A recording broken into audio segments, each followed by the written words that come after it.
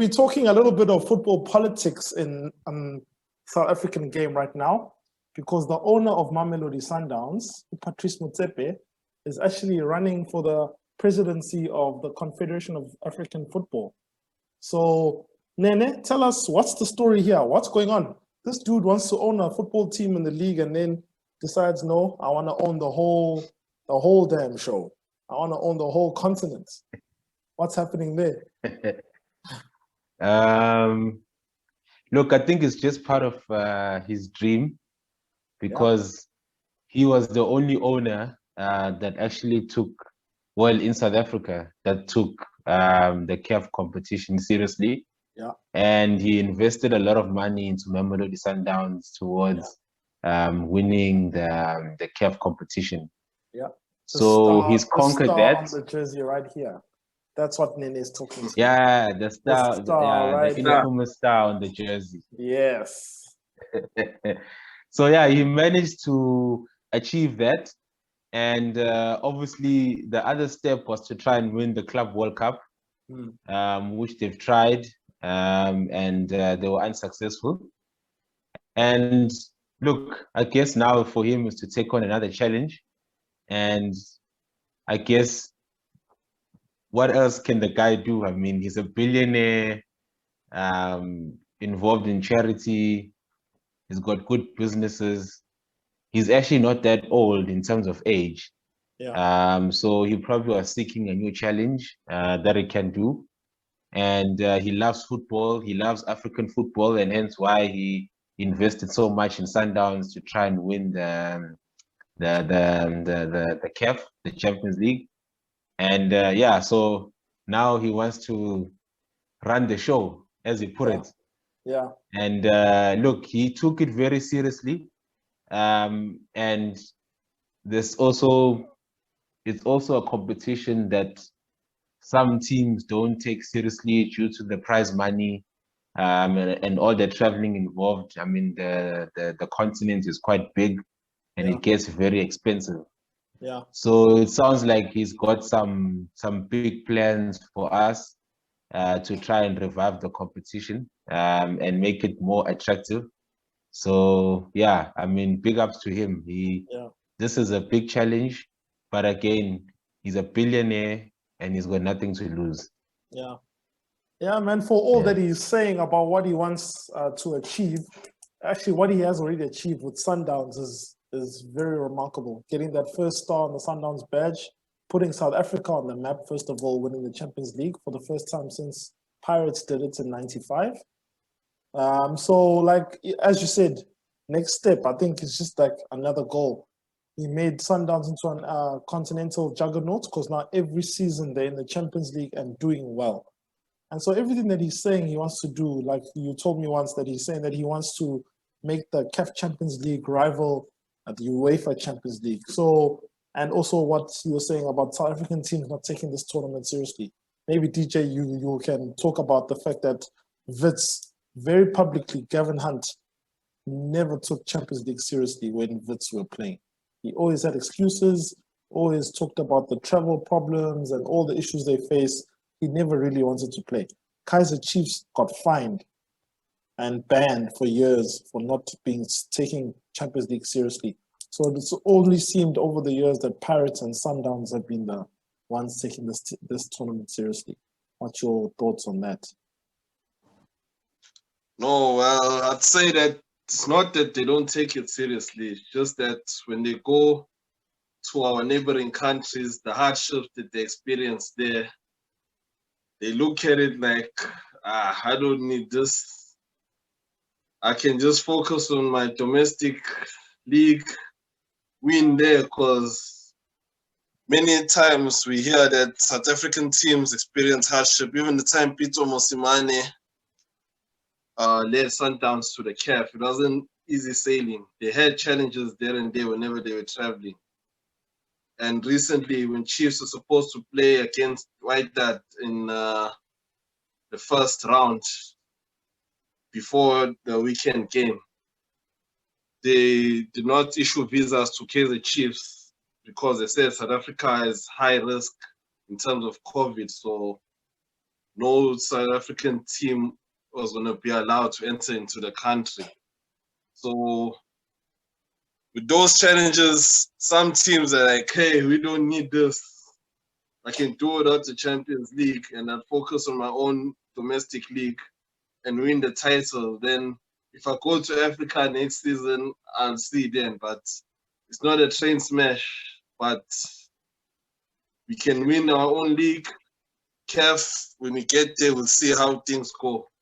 So I think those are the issues that if Motsepe wins the CAF presidency, he needs to address, because South African teams, really, it's not a recent thing. Way back it goes, where whenever they're traveling, they experience a lot of hardships. But those teams, when they come to our country, we go to the ends of the earth to accommodate them and to make sure that they stay here is comfortable. So, yeah, let's just hope that Motsepe, should he win, he just addresses those issues. Okay. Nene, your response? Yeah, no, look, just to add on what Bonga is saying, the challenge also, it's the return on investments that the CAF has versus winning the domestic league. So as Bonga is saying, you can win the Absa Premiership, probably win the Nedbank Cup or the MTN 8, and you're probably looking at like almost 20 million rands. Whereas if you look at the CAF Champions League, you gotta travel across many countries, hostile environments, spending money on hotels and flights, only to end up with the same amount of prize money. So if they can work on that competition being a bit more lucrative for the teams, where teams can see it as a way of, one, expanding their brand, so that they can be more visible on the African continent, and also increasing their revenue streams, be it from TV or match day, and all of that. So if they can come up with a system that will make it more profitable, then I think the likes of your Chiefs, your Vets, well, no longer Vets now, will actually, Pirates, they will actually take it more seriously, because Pirates and Sundowns, when they challenge for CAF, it's for the prestige, and for the star. It's not really about the money, it's just adding history to the team, bragging rights, or you're the best team in Africa, so it feels good. Yeah, the star. But when you look at the other, but when you look at the other teams, I mean Chiefs, they will honestly take it seriously if it's gonna mean that they're gonna make money out of it. Yeah. They don't really give a damn about the prestige of being the best in Africa. If it's gonna be attractive in terms of money, they'll be there. But if it's still gonna be the same old CAF that we know, then Chiefs will still continue not to take it seriously.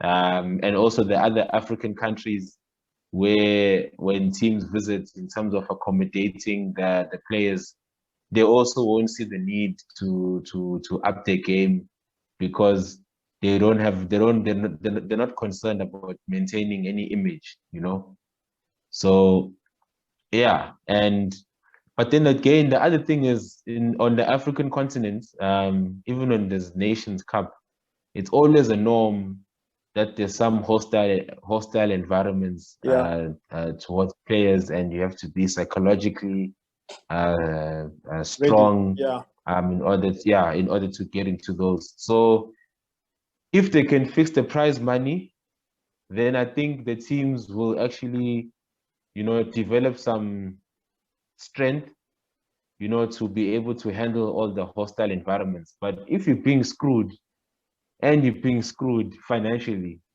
then honestly, why bother?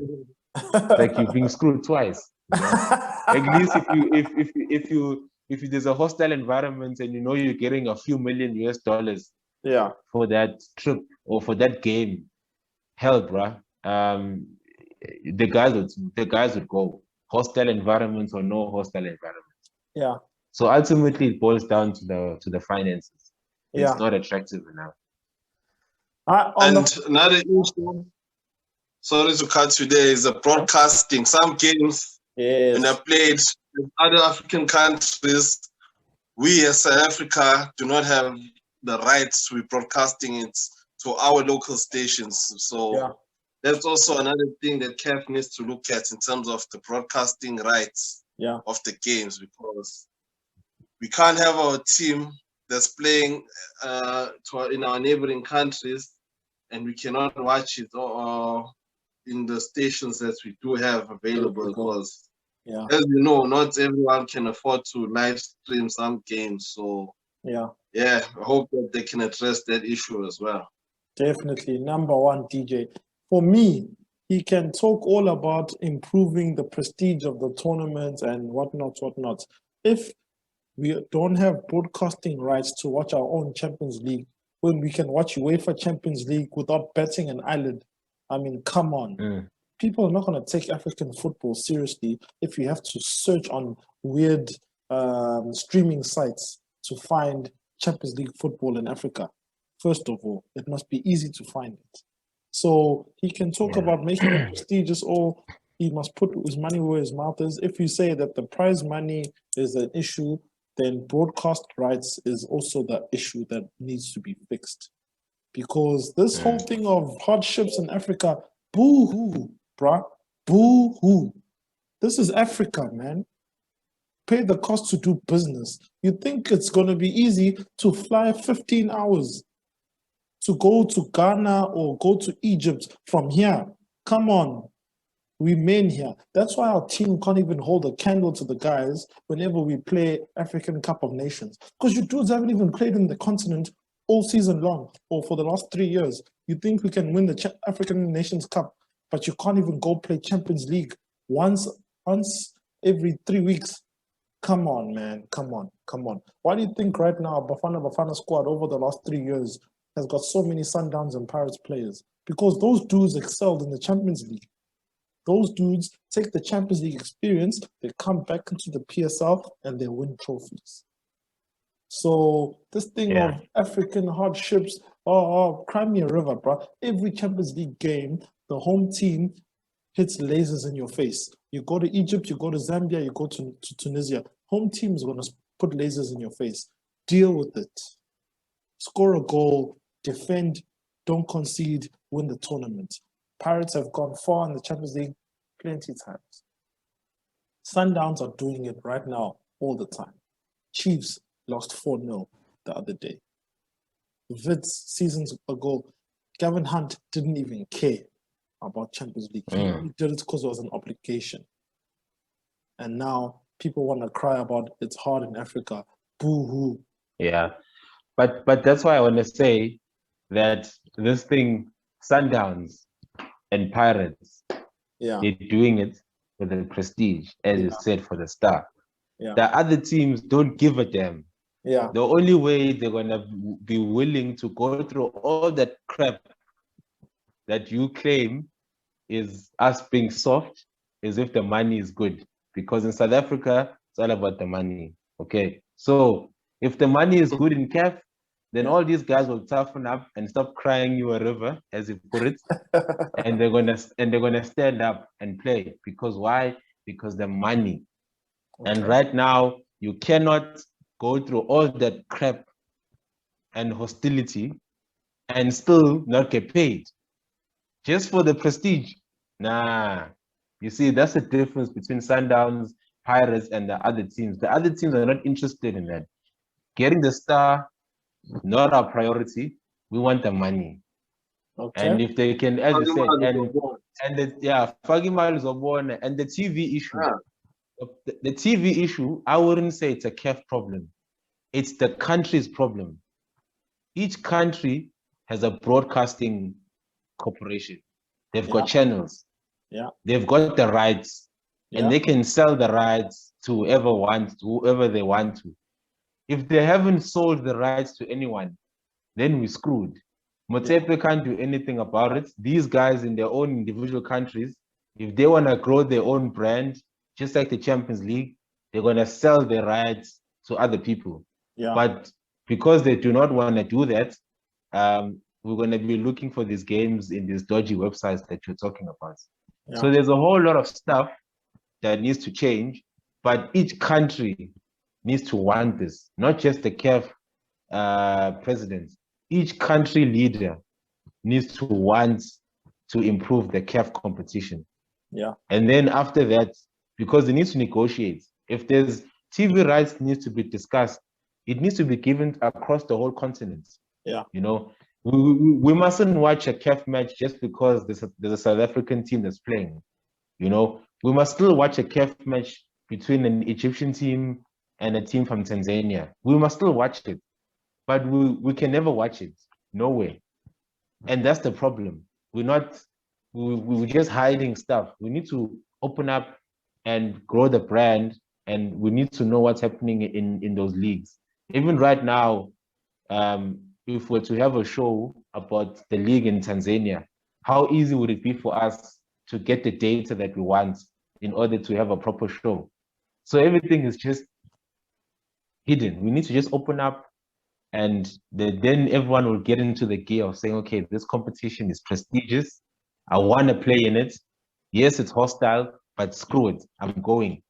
Yeah. And that's what you want. Okay. So, yeah.